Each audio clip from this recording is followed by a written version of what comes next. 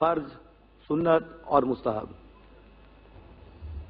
Growing your beard is an obligation. It is fard, wajib, for a Muslim to grow his beard, because Prophet Muhammad ﷺ commanded Muslims to grow their beards and to trim their mustaches.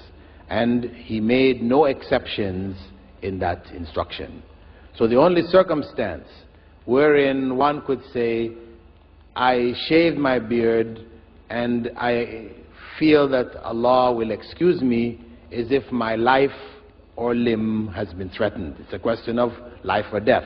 Somebody says, either you shave your beard or I will blow your head off. You shave your beard, then that is obligatory on you. Shave your beard.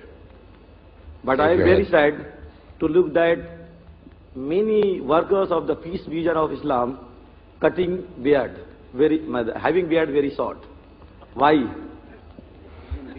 You'll have to ask them. Even speakers too, and announcers and volunteers too.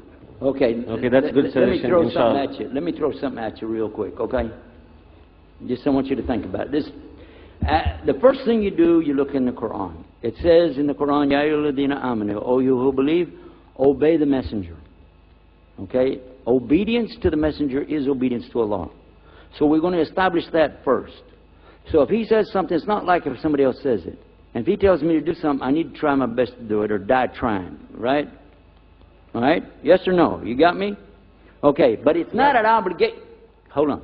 It's not an obligation on a man to grow his beard. And I want you to listen real close to this, because we're playing with words. Because a brother came up to me one time, and after we talked about the beard, I went through the books. They got books on this subject. And it's very clear, all four madhab. There's no excuse for you not to have a beard. They all said it. Do it. Okay? But listen, they're going to ask you about the beard, and every conference you go to, they're going to ask you about the hijab everywhere you go, and they're going to ask you about riba.